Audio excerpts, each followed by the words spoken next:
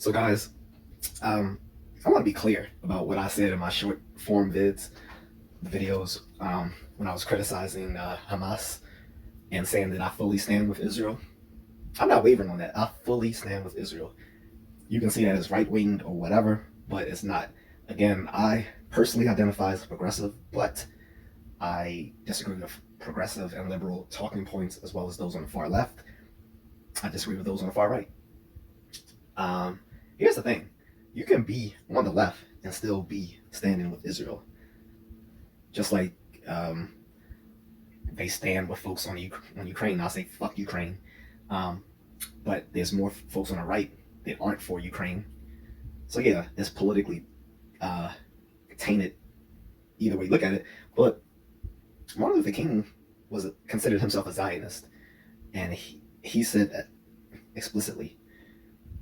Okay, and I had a discussion with a friend who disagreed because he's just jaded because he's tired of hearing about Israel, and he's tired of hearing about everything being called anti-Semitic. And I had to explain to him, murdering and kidnapping Jewish people is the height of anti-Semitism. Like, it doesn't get any more anti-Semitic than actually murdering and kidnapping them.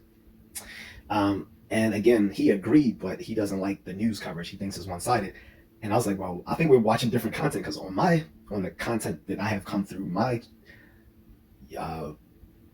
channels, as far as YouTube and Facebook and other things I look at for news, is a bunch of both sidism, which is another word for the false balance fallacy, where people want to say that both sides of an argument need to be given equal footing because they both have equal veracity, and it's not true. That's fallacious reasoning.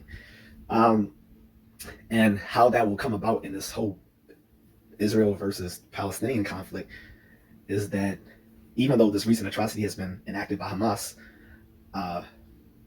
which is a militant terrorist group out of Gaza, people will point to, well, Israel has been an occupying force in the West Bank and Gaza for the Palestinians. And I have to point out several things about that, which is, first, that it's both sidism when you try to go to that, because we're talking about this recent atrocity. That's number one. Two, the Israeli and Palestinian conflict is a chain of causal events that date back to the biblical times, like literally. And it's sort of like the Ukraine-Russian thing, where they have stuff dating back to medieval Europe. It's silly to try to play that game instead of just saying this event just happened and it's wrong. Okay. Third, think about, for the older folks like myself, when South Africans were fighting against apartheid many decades ago in the 70s and 80s, the freedom fighters like Nelson Mandela and stuff like that, they were actually labeled as terrorists back then. But here's the thing. Mandela and some of his other supporters had separated themselves from the radical elements that were actually committing like horrible crimes against the white South Africans, because they knew that was not the path to take towards political freedom, and they were right. If they had pursued that avenue, they would have not gained the political traction that they got worldwide for their cause. They would have lost all justification for their cause if they were to decide to kill innocent South African folks to further their mission of ending apartheid. So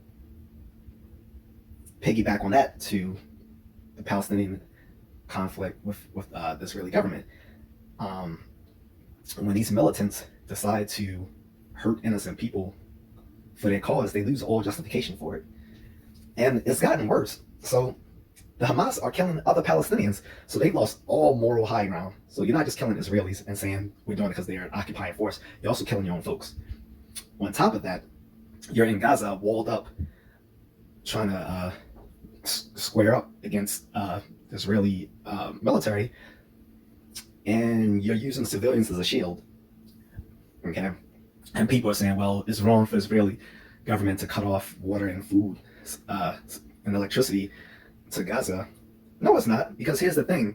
Unfortunately, those folks are going to be, they're going to be they're going to catch it either way. It's sort of like Game of Thrones, when the younger Stark brother, I forgot which one it was, when Jon was fighting the Battle of the Bastards to regain, their castle. And they threw the brother out there, and they knew either way he was going to be a casualty because he was too useful to the other side and was a threat to them holding the castle. Anyway, I don't want to get into all the Game of Thrones thing. The point is, the folks in Gaza are going to be a casualty either way, either from Hamas or from Israeli military. So it's unavoidable. And Hamas knows that.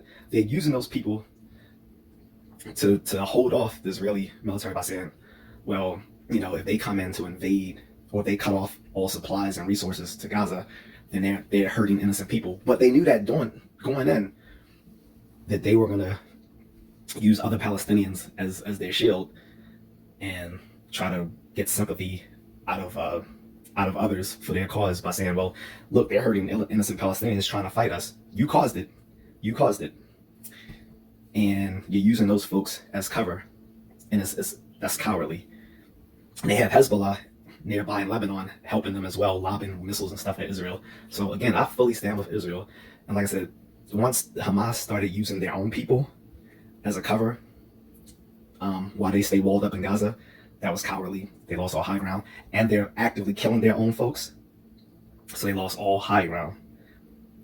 And like I said, unfortunately, some Palestinians are just going to be a casualty of this war because they're going to catch it from either side, unfortunately, which is more reason to root out Hamas permanently, because this is just going on for too long. And I'm quite skeptical that the whole pursuit for the last 40 years in foreign policy was to search for a two-state solution.